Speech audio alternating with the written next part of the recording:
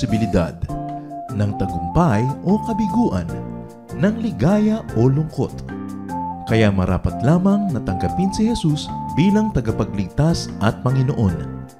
At matapos yun ay panariwain ang katapatan at paglapit sa Kanya bawat araw o day by day. Ang day by day ay naglalayong umalalay sa pang-araw-araw na pamumuhay. Narito po si Kuya Ed Lapis sa mensaheng pinamagatang The Way to Happiness.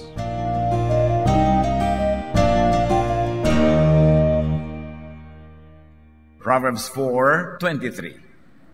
Carefully guard your thoughts, because they are the source of true life. Our life is defined by how we think. The way to happiness. Paano nga ba nagkakaroon ng kasiyahan, kagalakan, saya sa buhay? Salamat Panginoon dahil kayo ang Diyos ng kaligayahan. And you want us happy. You want your people happy.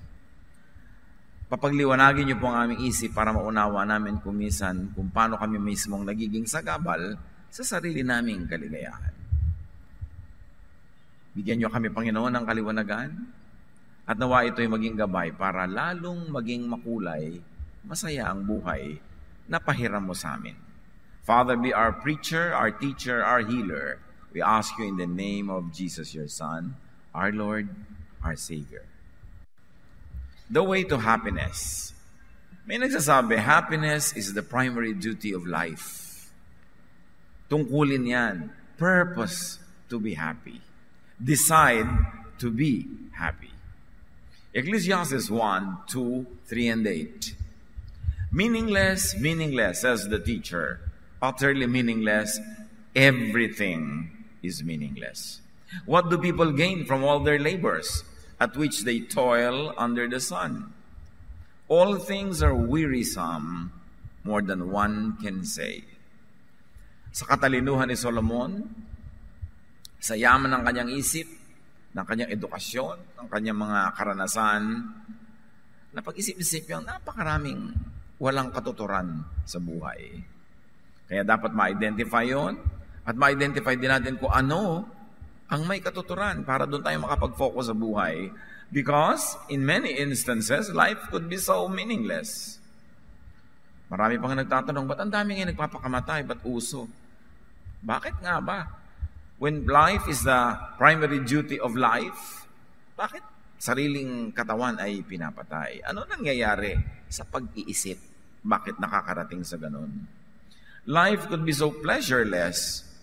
In fact, life could be so lifeless, and in many cases, at least at some time in their lives, life could be so unhappy. Pero hindi naman ito ang intensyon ng Diyos para sa atin. What are the several ways to happiness?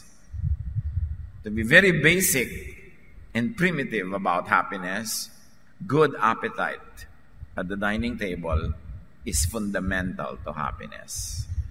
Good appetite at the dining table is a foundation of good appetite in life and for life. Kaya nga ang tawag dyan, basic need. Basic, fundamental. It's very important. You cannot get by without it. Make it a point na may gana kayong kumain sa buhay. Hindi yung kumakain ka lang para ka mabusog at hindi ka mamatay. Dapat yung pagkain ay espesyal, kahit hindi mahal. Yung preparasyon, yung paraan ng pagkain. Ecclesiastes 5:18, what is the best thing to do in the short life that God has given us? I think we should enjoy eating, drinking, and working hard. That is what God intends for us to do. Kaya nilikha ng Diyos yung digestive system para lagyan mo ng ida-digest. Kaya nilikha niya ang mga needs na ito at merong pleasure in filling those kind of needs. Sabi niya, ito ang intensyon ng Diyos. So, dapat enjoy ka pag kumakain, hindi lang basta makakain at makaraos. Enjoy ka sa pag-inom at enjoy ka rin sa pagtatrabaho Kasi yung pagtatrabaho mo will put food on the table and will allow you to enjoy your meals. Appetite at the dining table is building block in appetite for and in life itself.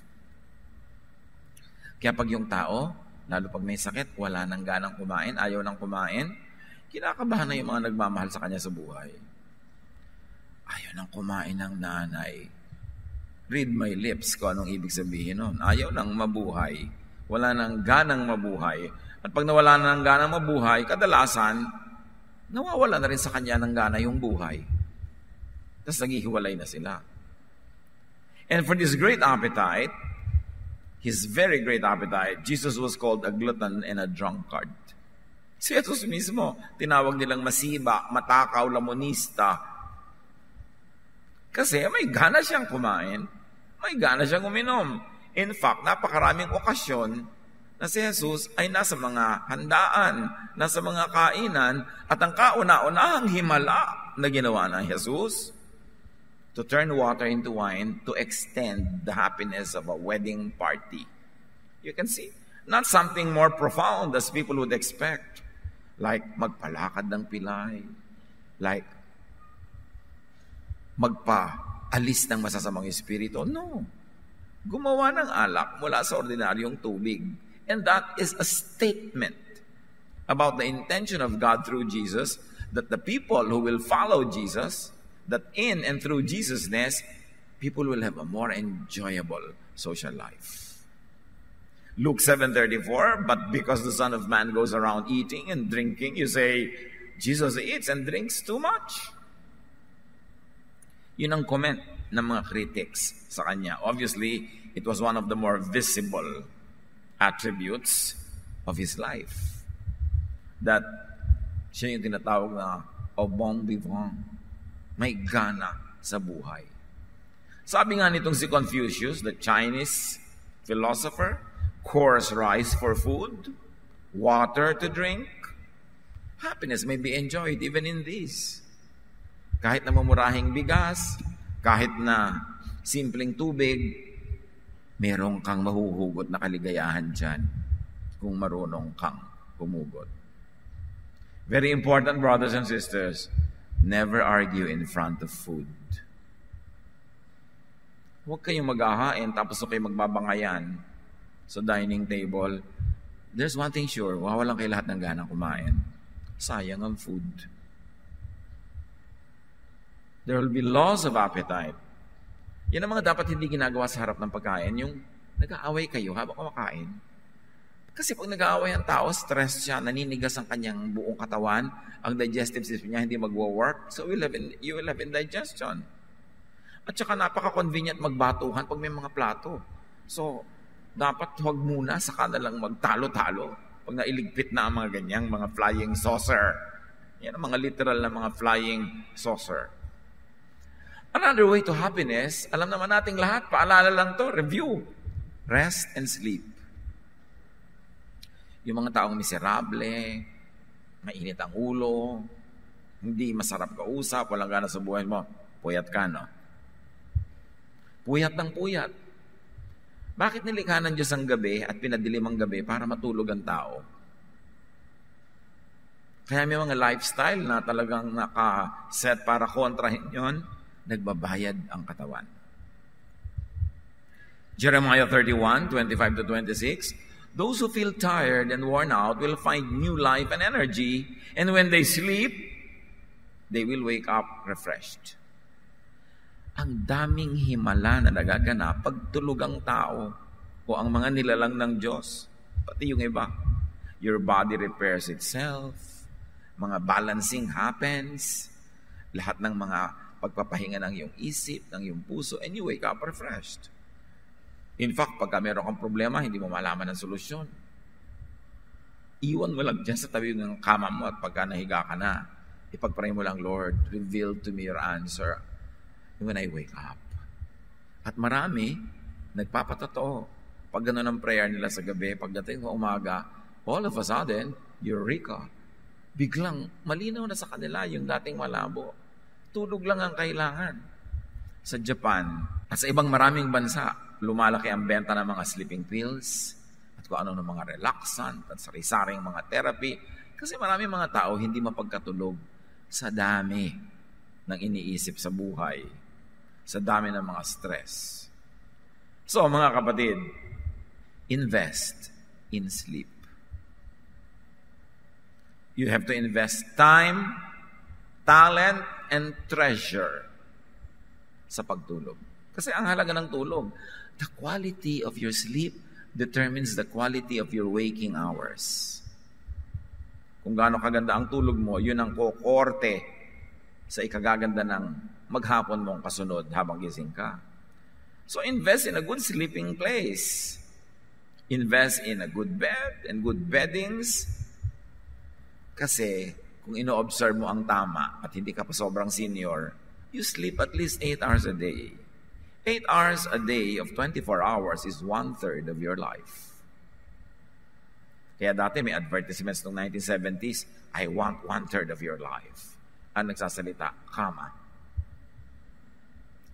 Tapos yung kama mo, tabi-tabingi, bukol-bukol. Ano namang klaseng quality ng pagtulog yun? Tapos ang mahal ng bag mo, branded. Matutulugan mo ba yung bag? Yung kama ang gandahan mong investment. Tapos yung iba, kung kailan pa matanda na, may sakit na, tsaka pabibili ng magandang bed na nagfo-fold, tumataas yung mga ulo at paa. Don't call it hospital bed kasi parang ayaw mo tuloy bilhin habang maaga pa. If you have the space and the money, buy that kind of bed. Kung ayaw mong tulugan araw-araw, at least yung mga time na masakit ang ulo mo, doon ka mahiga. Yung mga time na hihirapan ka bumangon, doon ka mahiga. Yung may sakit ka, doon ka mahiga. Kasi magpatong-patong ka ng mga una na bukol-bukol, tabi-tabing ito, yung gagalaw ka, nalalaglag yung iba, ayos ka ng ayos. Why don't you buy a nice hospital-style bed? Early. Kasi yung iba, kung kailan magkakasakit, 2 taon silang may sakit, at saka sila biglang magtutudayis again. 2 years lang nila nagamit yung bed. Eh kung ang aga mong binili, di kahit hindi ka pa matanda, hindi ka may sakit, ginagamit mo na, nakinabang ka. Alam niyo yung mga ganyang bed, ang daling bumangon. Kasi kung automatic, tataas na yung ulo mo, napipili-pili mo. Kung meron kang acid reflux, umaakyat yung mga acid ng stomach mo sa lalamunan mo, kaya pagising mo, ang sakit-sakit ng throat mo, doon ka mahiga sa ganung bed, nakataas ng konting ulo mo. Invest in it. Hindi nag-i-invest kayo sa mga cellphone na may mga bread toaster sa loob. Bumili ka lang kayo ng bread toaster, mas mura pa yun. Yung sari-sari ang ginagastusan natin, hindi naman talaga mahalaga. No? Si Jesus, nag-i-invest siya sa mealtime ng kanyang mga alagad. Mark 6:31, but so many people were coming and going that Jesus and the apostles did not even have a chance to eat. Then Jesus said, let's go to a place where we can be alone and get some rest. Si Jesus yan, ha? Hindi niya sinabing, let's die, let's kill ourselves serving the people. No! Na-observe niya, hindi na makakain ng maayos yung mga apostles niya, mga disciples niya, mga volunteers niya. Sabi niya, humiwalay muna tayo sa karamihan, pumunta tayo sa tahimik na lugar at makakain tayo ng tahimik. Ganun ang pagpapahalaga ni Jesus sa mealtime. So prioritize and protect your meals, your rest, your relaxation. It is part of worship. When you worship God, you live a lifestyle that is pleasing to God. So kumakain ka, may gusto makipag-usap sa'yo, sabi ng asawa mo, nagwa-worship siya, mamaya ka na bumalik. Para ka makakain ng mahusay. Bakit yung worship ba? Yung program lang na merong kantahan at mga dasalan. Ang buong life natin is a lifestyle of worship. And God wants you to enjoy your meals. So beautify your meals and enjoy your meals. Pagandahin ang hain. Napapaganda naman yan para ganahan ang kakain. Kahit ang kakainin mo lang, 2 danggit. Pero may mga korteng bulaklak pa ng mga kamatis na nakapaligid. Nakakagana yun. Kailangan ganun, hindi pagtingin mo doon sa lalagyan ng ulam, inantok ka na. Kakaantok ang formation ng mga danggit na to. Wala kang gana sa buhay. And brothers and sisters, respect people's meals. Pag kumakain sila, hayaan natin kumain. Doktor kumakain, hindi ka pa naman namamatay nangingisay, mamaya ka na patingin sa kanya. Diba? Hindi naman life and death yan eh. Kasi kailangan din niyang kumain. Professionals have to eat. Servants of God have to eat. As exemplified by Jesus. Nakapaghintay at pinaghintay nila ang mga lumpo, ang mga pipi, ang mga naalihan naman sa mga espiritu. Picnic muna sila. Gawin niyo yung policy sa buhay. Kung minsan busy kayo sa trabaho, busy ang mga family members, wala ba lang kayong time to have an enjoyable meal together? Not even once a week? Ipinaglalaban yan. Sa 1 Kings 19, 5-8, si Elijah, gusto nang mamatay. But he recovered strength and stopped wanting to die after he was able to sleep and eat. Gutom lang pala, kaya gusto niyang mamatay. Marami mga tao nga nagpapakamatay because of chemical imbalance lang eh. Yung mga depressed na pinapainom ng doktor nila ng mga medications, tapos nakalimutan uminom o hindi uminom for whatever, naging sobrang imbalance, tumalon. One of my best friends did that in Germany, a German guy, na hindi siya nakainom ng kanyang mga medication, meron siyang depression. Because alam niya yung depression, yung pagpapakamatay, chemical imbalance yan ng katawan. Kaya, kung sobra ka na de-depress, nalulungkot ka, kumain ka, maiiba yan. Magpawis ka. Pumunta ka sa gym, mag-akyat manaog ka ng hagdan, lumabas ka, magbuhat ka ng mga troso, matatagal yung depression mo. Kaya ka na de-depress, nagkukulong kasi sa kwarto eh. Sasara ka pa ng bintana, magpapatugtog ka pa ng kantang ang title ay Tuwing Lulubog ang Araw. May ganun talaga ha. Umuso yun 1965. So ano mangyayari sa'yo? Kailangan lumabas ka. Lagi ako nakakatanggap ng mga message, Tito, nade-depress po ako para wala na akong ganang mabuhay. Nasaan ka ba? Nandito po sa room. Sino kausap mo? Wala po. Lumabas ka. Kaya ka nagkakaganyan-ganyan, paaraw ka. Alam niyo, pag nagpaaraw kayo, sisigla kayo agad. Huwag kayo maniwala sa mga derma na dapat kayo maputla. Mga puting kanlong. Ang puti-puti mo dahil nakakanlong ka lagi. Hayaan mo na magkanda-giba-giba ang kutis mo kung masaya ka naman. Yung naarawan ka, yung pag nakita ka pa, bakit naarawan ito? Mukhang nag-enjoy. Labas ngayon ito si prinsesa na kulay pulbos. Di ba? Nasaan ka? Nasa dilim. Aanin mo yung maganda. Kung natural kang maganda yung kutis mo, kahit na nagbibilad ka sa araw ay ganyan pa rin, okay. Pero huwag kang umiwas sa araw, inilagay yan ng Diyos para ka mabilad. Sa tamang oras, syempre, kasi marami na ngayong mga cancerous effects ang mga UV lights. Pero sa tamang oras, early morning, ang simple-simple para mawala yung depression. Kumain ka, lumabas ka, magsaya ka, magpawis ka, magpabilad ka, talsik yan. Importante. Dadagdagan mo pa ng prayer. But I don't always prescribe a lot of prayer sa ganyang issue. Kasi marami sa nagpe-pray, mga malulungkot. Tapos sila papaligid sa'yo. Lagi pa silang iyak ng iyak. Magfa-fast tayo ngayon. Magfa-fast pa. Depressed na nga ako eh. Diba? So, mas damihan mo yung activity. At isa pang mahalaga, tuwing pwede. A way to happiness is romance. Relationship.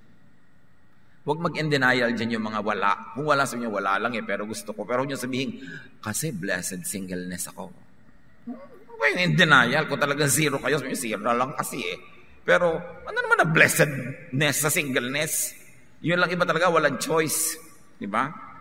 Bihirang-bihira yung talagang pagkapanganak, pinili niyang gusto kong maging solo sa buhay. So, be in the market. Circulate. Diba? Market your beauty. Para hindi ka lagi na lang blessed singleness, biglang may nag-text, ay, ayoko na maging blessed single. Song of Solomon, one of the most rarely read books in the Bible, chapter 1, verses 12 to 13, talks about romance between a man and a woman. She speaks, "My king, while you were on your couch, my love was a magic charm. You, my love, are an apple tree among the trees of the forest. Your shade brought me pleasure. Your fruit was sweet. You led me into your banquet room and showered me with love. Refresh and strengthen me with raisins and apples. I am hungry for love. Put your left hand under my head and embrace me with your right arm." Are you reading the Bible? Yes. Ecclesiastes 9:9. Life is short and you love your wife. So enjoy being with her. This is what you're supposed to do as you struggle through life on this earth. Kailangan nag-enjoy yung mag-asawa in all aspects, in all respects. Everything is honorable in the marriage bed. And partners are to enjoy life together. So be as together as much as possible. Yun ang ibig sabihin kaya kami partner. Deuteronomy 24:5. If a man and a woman had been married less than 1 year, he must not be sent off to war or sent away to do forced labor. He must be allowed to stay home for a year and be happy with his wife. Yan ay batas nila noon. Hindi ka pwede ipadala sa giyera. Pag less than 1 year pa lang kayo ng bagong kasal, kailangan isang buong taon kayong nag-uulayaw. Can you imagine that kind of provision? It's a romance leave from the army or from forced labor. 1 Corinthians 7:3-5, itong si Pablo na talagang mapinanghimasukan lahat ng aspeto ng buhay ng kapwa. Husbands and wives should be fair with each other about having sex. A wife belongs to her husband instead of to herself. And a husband belongs to his wife instead of to himself. So, don't refuse sex to each other unless you agree to not have sex for a little while in order to spend time in prayer. Then Satan will not be able to tempt you because of your lack of self-control. So, ang sabi ni Pablo, hoy babae, huwag mong tanggihan ang asawa mo. Anong headache? Diba? O lalaki, anong pagod? Sabi ganon, your body belongs to your wife. Your body belongs to your husband. Of course, this is Paulness. Meron tayong Jesusness na alam, di ba? Yung mga katuruan ni Jesus. This is distinctly Paulness. I mean, Jesus did not talk about these things. It could be situational. And because this is Paul speaking, there are teachings that he says that are very, very Jesus. There are things that are very personal to him. May mga sinasabi pa nga siyang, I, not the Lord, speaks. This teaching is from me, not from the Lord. So, Paulness. May mga rin siyang mga strong opinions on other styles of life, on other aspects of life. And this could be one of those. So, it need not be absolute and universal. Parang kumbaga, suggested serving ni Paul about the life of a husband and a wife together. But certainly, there are very valid reasons when you may refuse. Because of very valid health reasons, even emotional reasons. So yung mga sinasabi ni Paul na ganyan, use it when applicable and when it doesn't go against the love of Jesus in your life. So maraming ganyan si Paul na mga sinasabi. Situational. Kung bagay sa context, bagay do sa detail, apply it. Pero kung mas pangit ang magiging bunga, you need not because this is Paulness. But the essence of what he was saying was, do not demonize the senses. Reaction kasi yan sa New Testament. Ang prevalent philosophy nung panahon ng New Testament sa Israel ay yung Greek philosophy. And sa Greek philosophy na uso ng panahon na yon, minamasama nila ang anything carnal, anything physical, anything earthly, worldly. Ang ina-idealize nila yung unseen, yung spirit, yung mga teorya ng mga pagiging pure in the spirit. At nahawa ang even ng culture ng Israel sa ganong klaseng pananaw na lahat ng masarap sa katawan, masarap sa buhay, masarap sa panlasa ay masama. Pero hindi yun ang itinuro ni Jesus. Kaya nga napaka-strong statement ang first miracle niya, paggawa ng wine. Tinatawag siyang glutton and a drunkard, a friend of sinners and tax collectors. Because the Lord was setting people free from that very Greek-influenced ideology na masamang mag-enjoy. Dapat magdusa ka lang at gumanti ka na lang sa langit. Doon ka na lang bumawi. Hindi concept ni Jesus yun. It was a very Greek concept that was embraced even by the people of Israel during the time of Jesus. So another way to happiness is enjoyment of what is at hand. Kung anong meron, enjoyin mo. Huwag kang maghanap ng wala. Malulungkot ka lang. Sabi ni Percy Bysshe Shelley, we look before and after and pine for what is not. Our sincerest laughter with some pain is fraught. Kaya daw pag tinignan mo lagi, yung before, wala pa. Yung after, wala na. Malulungkot ka lang. Huwag ka masyadong magdrama-drama about the past. Tapos na yun eh. At huwag ka masyadong concern about the future. Wala pa yun. Yung eto, hawak mo. Ngayon, enjoy it. That's all you have. Yesterday was a negotiated check. tomorrow is only a promissory note. Only today is called cash. That's all you have today. You don't have tomorrow. You are not sure if you will be there tomorrow. And the past is no longer yours. All you have is now. Pag hindi mo in-enjoy ang now mo, lugi ka. Ecclesiastes 8:15. So I think we should get as much out of life as we possibly can. Then we can make it through this troublesome life that God has given us here on earth. Importante. To add life in your years and to add life in your moments. So in every moment, minimize pain. Kayo ang mag-isip how to minimize pain in every aspect of your life and maximize pleasure. And do not demonize pleasure. Do not glamorize pain. It's not the Jesus way. Ecclesiastes 3:22, we are meant to enjoy our work, and that's the best thing we can do. Pati trabaho. Kung nagdurusa ka at hindi mo talaga gusto yung trabaho, kinakatakutan mo ang tuwing Lunes dahil papasok ka na, find another work. Do something else. But do not waste your life doing something you hate. Doing something you don't enjoy. So enjoy whatever you do. Whenever you do it. And when you have the choice, do what you enjoy. Of course, needless to say, within godly limits. Have what you want. And if you cannot have what you want what you have para ka sumaya. Ecclesiastes 11:8. Even if you live a ripe old age, you should try to enjoy each day, because darkness will come and will last a long time. Siyempre, ang tinutukoy na darkness is death. Sabi niya, mamamatay ka, kaya habang buhay ka, kahit matanda ka na, mag-enjoy ka. Hindi na sabihin, uy, matanda na ako. Ano ngayon kung matanda ka na? Mag-enjoy ka pa rin. Habang buhay ka pa at kaya, mag-enjoy. Don't just count the days. Make the days count. And celebrate and enjoy every moment. Because tomorrow, baka wala ka ng moment. Ito lang ang sure, yung hawak mo ngayon. It is very, very important to purpose to enjoy. Yung talagang tiyakin mo na gusto kong mag-enjoy ako. Yung pagbangon mo sa umaga, sa mga Lord, with your help, I will enjoy this day. I will find enjoyment in what happens in this day. Hindi ako magpapatalo sa gloom, sa sadness, sa worry. I will find joy. Kakatasin ko kahit bakal para makuha ko ang mga katas ng saya. Ganun dapat ang purpose mo sa buhay. Hindi iba ang kinakatas nila, lungkot eh. Laging humahanap ng lungkot.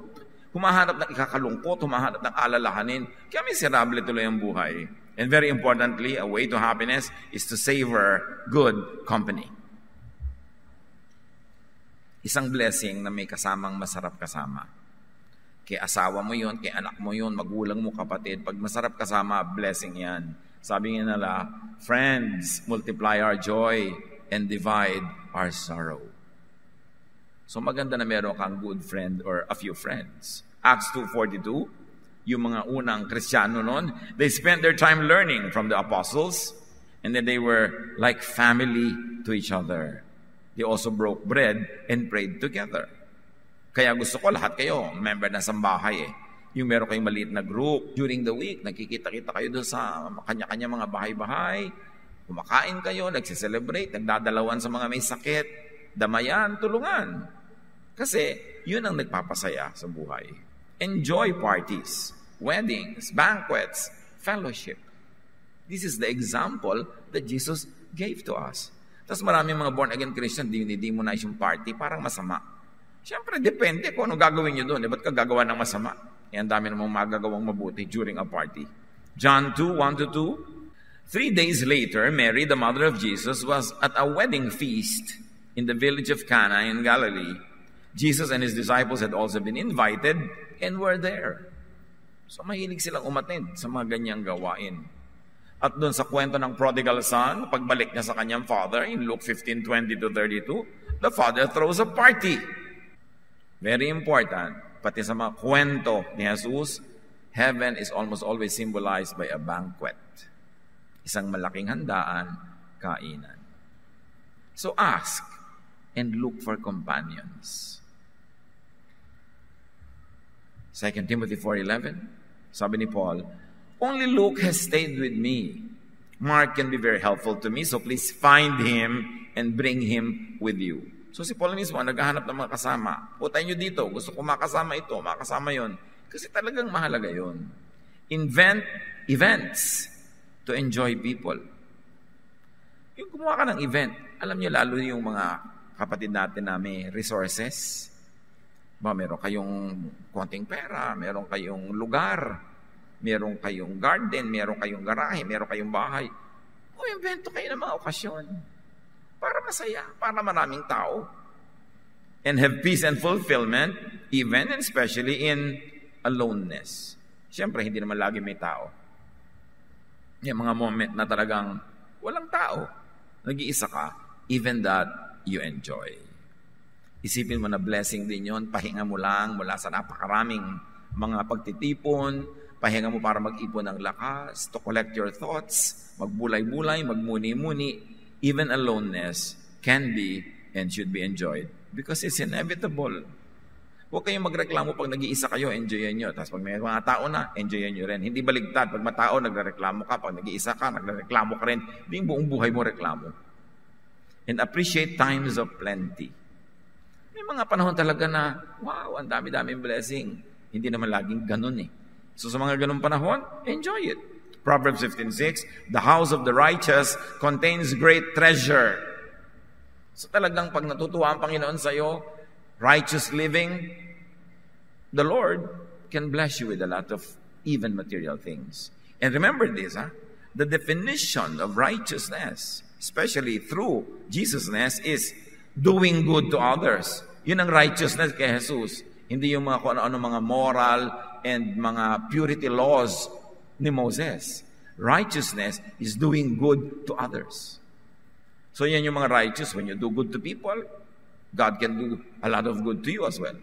Proverbs 10:22, the blessing of the Lord brings wealth, and He adds no trouble to it. So, do not deny, do not depreciate plenty.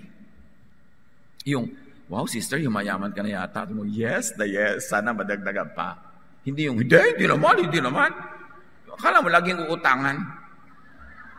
Sa bagay, makautangera ka nga, kaya ganon, di ba? Yung, ang ganda ng bahay mo, sister, hindi, ang liit nga eh. Ano ka ba? Appreciate mo yung blessing sa'yo. Ang ganda-ganda mo, sister. Thank you, pinaghirapan ko yan. Hindi yung, wala naman akong ginagawa. Yung pala, 3 oras sa parlor. Pag kami pinupuri, sabihin natin, praise God, thank you. Minsan, ang galing-galing mong kumanta, praise God, thank you. Hindi naman po. Hindi yun pagiging magaling na anak ng Diyos. Sinungaling yun. Yung, pagka pinibless ka ni Lord, pasalamat ka. Uy, umaasenso ka yata. Yes, thank God. Sana tuloy-tuloy pa to. Hindi yung di naman. Yung, saan ba natin nakuha yung ugali na yun na pagka maganda, pinapaliit, no? Pero pag sinabi mong, ang ganda mo, sister, hindi, pangit nga ako. Sabi ng kapausap mo sa bagay, galit ka naman. Kailangan, appreciate. Be happy. Sabi nga nila, chill lang tayo, chill, para masaya. Diba yung, hindi ganun na lagi tayong naghahanap ng reklamo. Ecclesiastes 5:19, suppose you are very rich and able to enjoy everything you own. Then go ahead and enjoy working hard. This is God's gift to you. Napansin nyo lagi yung being rich, having plenty is always associated with working hard. Hindi yung nang didilihensya ka lang kasi kaya ka nagkakaroon. Kailangan paghirapan mo yan at enjoyin mo yan. Do not apologize for having plenty of goods. Bine-bless ka ni Lord eh. Ba't ka mag-apologize? Although huwag mong ipagyabang, huwag mong ipangmata at ipang-api sa kapwa. And mild tip, mild lang to kasi it's not always applicable. Try to not collect and have a lot of things even if you can afford now. Kasi darating ang panahon, lalo pag nagkaedad ka na, mawawalan ka rin ng gana. Tapos hindi mo alam kung kanino mo ipapamana. Ang 3,455 collections mo ng mga elepanteng figurine. Kasi ang dami mong kinolek, lalo nung afford mo pa. Then later on, di mo alam kung kanino ipapamana. Alam niyo ang taong maraming koleksyon, maraming pera, maraming kayamanan, pag above 60, naghahanap-hanap na ng mga papamanahan. Sino kaya dito ang masinop? Sino ang mahusay? Sino ang magaling? So alam niyo na, ha? Pag may mga tiyo-tiyo kayo, tiya-tiya na above 60 at mapera, pumlasing-placing na kayo na ang peg nyo, masinop. Di ba? Dahil naghahanap-hanap na yan ng papamanahan. Kahit sa mga anak, tinitingnan, sino kaya sa mga anak ko? Kanino kaya ipapamana ang piano? Kanino kaya ibibigay yung mga ganon? Kasi alam nyo kung anong ibig sabihin lang, dumarating ang panahon, you also let go. Hindi ka na rin masyado interested. So, mahilig ka mag-collect, okay lang, pero don't collect too much. Later on, it will become a burden. Don't build too many homes kahit kaya mo. Mapagawa tayo ng vacation house sa ganon, sa ganyan. Para buong buhay, doon lang tayo magbabakasyon. Laki-laki na investment natin, di yun lagi tayong titira. Wala tayong ibang mapupuntahan. Tapos ang dami-daming nakikitira. So problema mo pa, may kumot ba dyan? Meron mapagkain, may plato ba? Pagka may mga nakikitira sa bahay mo, burden. There's a big burden in ownership. Kaya laging papamanahan ka, hindi laging ang saya mo. Kasi burden din yan. Magbabayad ka ng tax taon-taon, magme-maintain ka, pa-repair ka ng pa-repair. You know, try to not have too much. Sinabi na yan ng Panginoon. Sinabi na yan sa Bible. You know, happiness is not in the abundance of things. It is your mentality. It is the way you think. It is how you live every day, every moment of your life. Meanwhile, if you have a lot, do not be guilty for enjoying. Binigyan ka ng Panginoon, enjoyin mo. Don't forget to share with others. May pera kayo, ang sarap ng kain yung pamilya sa restaurant. Tanungin mo yung waiter na napakagaling mag-serve. Anong paboritong pagkain ng asawa mo o mga anak mo sa mga menu dito? Sasabihin niya yon, umorder ka, ipabalot mo, ibigay mo sa kanya, o i-take home mo sa asawa mo. Share! Huwag kayong kain ng kain, nag-enjoy ka ng enjoy. Yung mga nagsaserve, wala man lang. Tapos hanggang kalit-liit ang sentimo, kinukuha mo pa doon sa sukali. At one thing, pagka ang waiter magaling mag-serve sa inyo, magtiklop kayo ng konting pera sa inyong kamay, iabot nyo sa kanya, for you. Kasi pag ibinigay mo sa waiter ang tip, diretso sa kamay niya, kanya yon. Pag iniwan mo yun doon sa mesa, para sa lahat yun. So mag-iwan ka ng para sa lahat, at kung very good ang service niya, merong para sa kanya. Always reward people for being good to you. Now, you want to be a little bit wiser. Malaki ang tip na ibibigay mo na pagdating mo pa lang. Huwag mo na hintayin tapos sa kayo mag-servan. Para ang service sa'yo ang ganda. Hindi naman niya kasi alam na bibigyan mo ng 5,000, di ba? So, kung ano lang yung service sa'yo, tapos 5,000 pala, sabi niya, ay, ang laki naman, sana sinerban ko mabuti. Sana yung nalaglag na kutsara, pinalitan ko. Di ba? Ibibigay mo rin lang pala, di agahan mo na. Para pare-pareho kayong enjoy sa buhay. But all along, always work. Work so you would have surplus goods. Kaya enjoy, kaya marami, kasi maraming paghihirap, pagsisikap. Work not only to survive, work to produce surplus so you have more to give away. And another way to happiness is to learn contentment even in times of want. Kahit sino dumadaan sa mga panahon na medyo kulang, medyo hirap. Kahit sa mga panahon na yon, pag-aralan mo pa rin maging masaya. Because nothing is permanent. Poverty nor wealth, health or sickness, walang permanente. Gumugulong ang buhay. Nag-iiba-iba. Proverbs 15:16, it is better to obey the Lord and have only a little than to be very rich and terribly confused. Not all the rich are confused, but it could be confusing, especially kung hindi mo kayang i-process dahil hindi ka sanay. So, kung ano ang meron, enjoy it.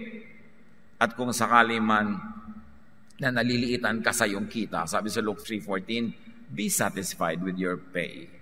Because when you always work well, you work hard, God will change the situation of your life.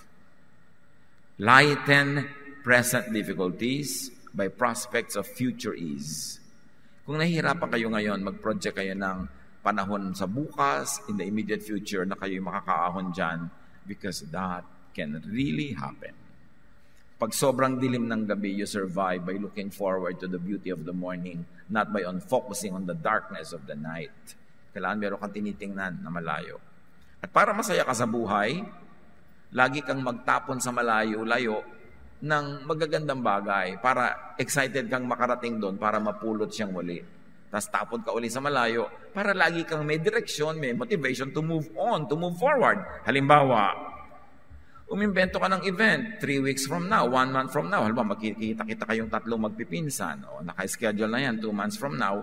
Kahit walang ka-event yung buhay mo ngayon, meron kang nilulook forward to na magkikita-kita kayong tatlong magpipinsan 2 months from now. Pagkatapos doon, mag-imbento ka uli ng something 3 months ahead. Lagi ka dapat merong tinitingnan sa future para magkaroon ka ng lakas na mag-forward, lumakad ng lumakad. Kasi parang wala naman nangyayari, wala ka tuloy-gana, wala kang ine-expect at wala kang inaasahan. 2 Corinthians 4:16-17. We never give up. Our bodies are gradually dying, but we ourselves are being made stronger each day. These little troubles are getting us ready for an eternal glory that will make all our troubles seem like nothing. So yun, magtapon ka rin to the future, magtapon ka sa heaven, magtapon ka sa eternity mo ng mga wealth, ng magagandang gawa, na aantayin mo ngayong makarating ka doon to enjoy the blessing and the benefit. Do what is headed for rewards, not punishment. Lahat ng ginagawa natin ay may bunga. Ang itinatanim, nagbubunga. Magtanim ka na magtanim ng ang bunga ay reward, hindi punishment. Para habang dumadaan ang araw, humahaba ang panahon, mas excited kang makarating sa future kasi nagtanim ka kahapon ng pang-reward. Pero kung ang itinanim mo pang punishment, nakakatakot talaga yung future. Plant good things and you will harvest good things. Proverbs 4:23, carefully guard your thoughts because they are the source of true life. So, you want to have more happiness, you want to be happy, discipline your mind to think happy thoughts, to think in ways that will bring happiness into your life. Think your way to happiness. It is how you think. It is not how much is in your pocket. It is not who is there or who is not there. It is what is in your mind. If unhappy, change your mindset. Makahalata na lagi kang malungkot, palitan mo ang iyong pag-iisip. Romans 12:2, be transformed by the renewing of your mind. And change your body chemistry as we've already discussed. Kaya mahalaga yung appetite for food and drink. Because our body chemistry shapes our emotions. Talagang yung naaamoy mo, nararamdaman mo, nakakain mo, may effect sa yung emotion. At yung emotion mo ang nagpapasaya o nagpapalungkot. Be the captain of your soul as God enables you and empowers you. Do not waste time in unhappiness. Purpose to be happy, to be happier, and to be an agent of happiness to many people's lives. This is what Jesus wants you to do. This He exemplified in His life, and this He left as commandments, as instructions, that we should love one another because there's a lot of happiness in love. Father, we thank you that you want us happy. Turuan niyo kami maging mapanuri para masuri namin ang paraan ng pag-iisip namin, ang aming habits and lifestyles that cause unhappiness in us and in others. And turuan niyo kami, Lord, to be more open so that we will see opportunities to be happy and seize them and be happy and share this happiness with people. Pagbulay-bulayan natin mga kapatid, purpose to be happier.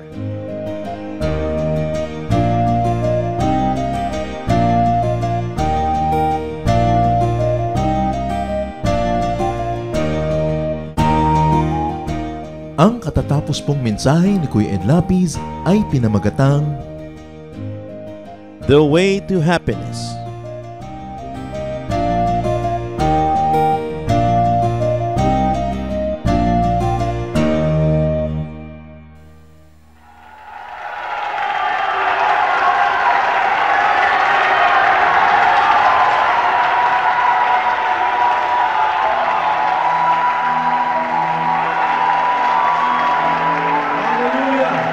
Ating maghiwalay ang kadakilaan ng Panginoon.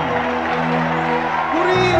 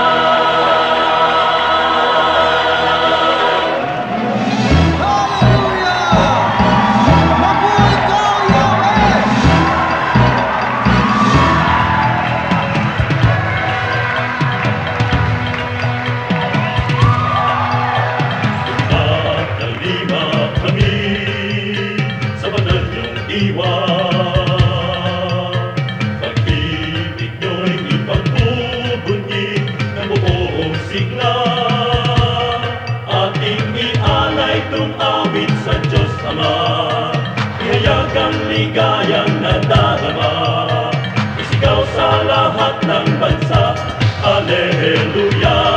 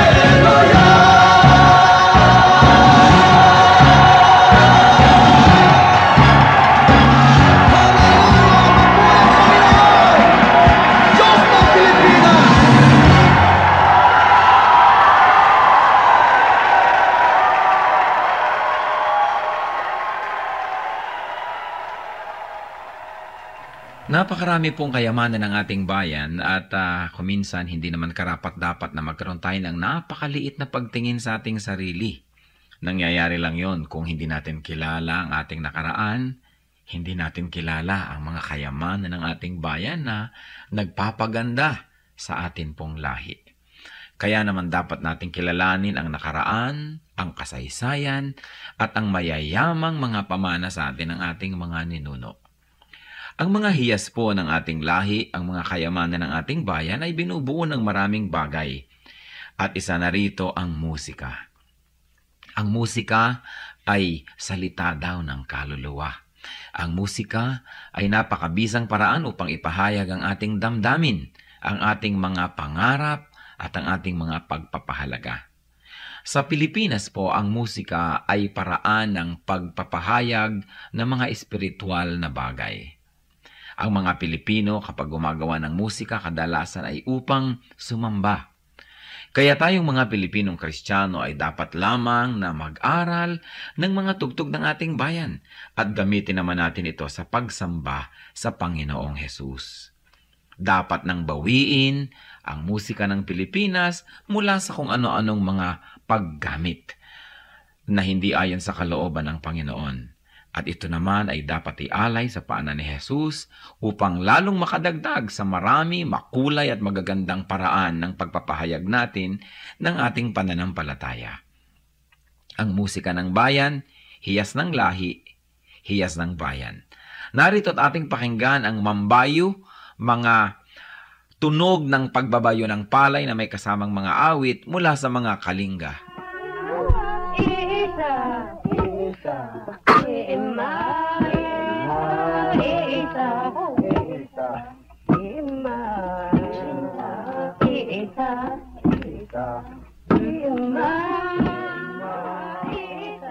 Ang mambabayo ay isang karaniwang gawain ng mga kalinga at ito ay pagbabayo ng palay. Gayunpaman, ito isinasagawa sa sari-saring estilo at pamamaraan ayon sa idinaraos na okasyon. Halimbawa ay kasal o kaya ay may mga kinalaman na seremonya sa mga patay o mga libing. Ang mambayo ay sinasaliwan ng awit tulad ng naririnig natin.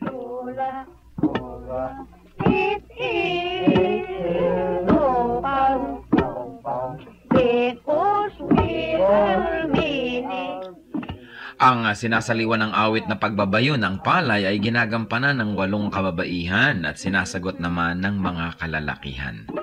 Paulit-paulit at mauulit na maririnig ang ritmikal na pag-awit ng mga salitang ima, isa o insa.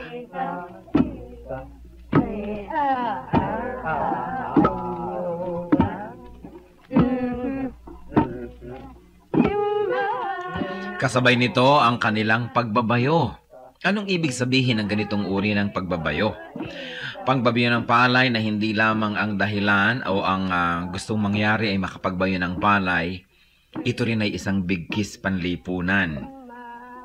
Sa pagbabayo, makikita ang tulungan, pakiramdaman, pagsasaya. At makikita natin ang pagiging dakilang mga musikero ng mga Pilipino na maging sa pagbabayo ng palay, gumagamit sila ng musika, hindi lang upang sila ay malibang at pagaanin ang trabaho, kundi patuloy na ipahayag ang kanilang nadarama. Sa mga Katagalugan at sa mga nasa kapatagan ng Luzon, uso rin ang bayuhan, lalo ang pipigan. At kadalasan, yung halo na ipinangbabayo ng pinipig, inuukit pa ang loob nun at nilalagyan ng parang bolang kahoy sa loob na habang nagbabayo, kakalog-kalog naman ang bolang ito at gumagawa na naman ng isang ritmo.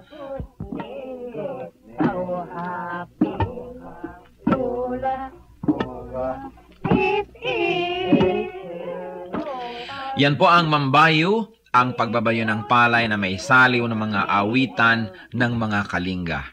Ano po ang maaari nating matutunan sa kayamanang ito ng ating lahi? Na ang bawat gawain natin ay maaaring saliwan ng musika. Lalong-lalo naman ang pagsamba natin sa Panginoon, ang ating mga paglilingkod, na sa paglalagay natin at paglalapat ng musika, hindi lang gumagaan ang ating trabaho, kundi na ipapahayag din natin ang ating damdamin.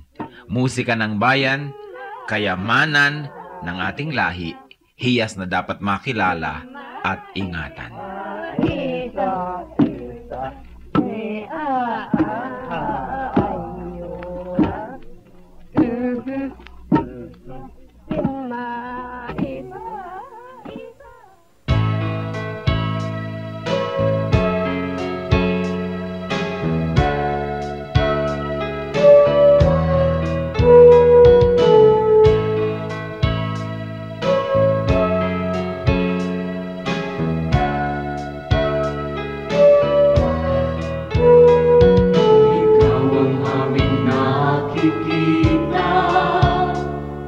Sa kanila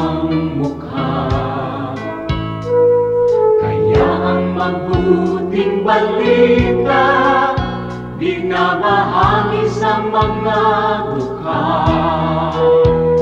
Ngunit paano nilang masisilayan ang habag at pag-ibig mo kung hindi mapatutunayan sa aming patotoo? Kaya kung paano mo kami kinalingan, kung paano mo kami minahal, sa aming buhay nawa ay magbunga ng pagtitiyaga at pagpapagal sa aming kilos, salita at damdamin. Maranasan nilang totoo ang kabutihang natutunan natin na nagmumula sa'yo.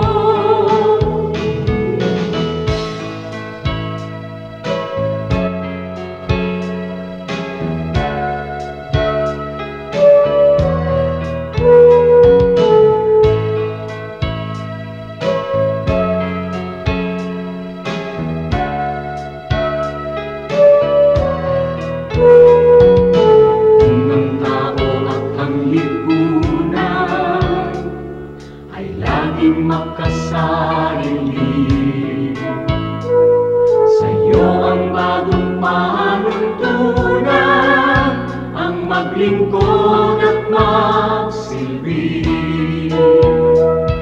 Ang aming pananampalataya patuloy mong palaluin,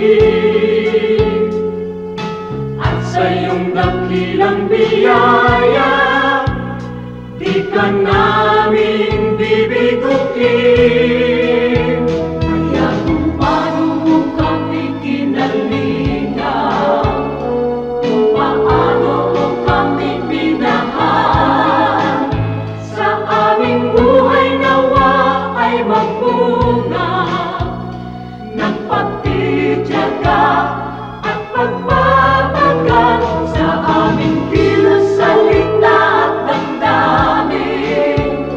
Maranasan nilang totoo ang kabutihang natutunan namin na nagmumula sa'yo. Ang kabutihang natutunan namin na nagmumula sa'yo.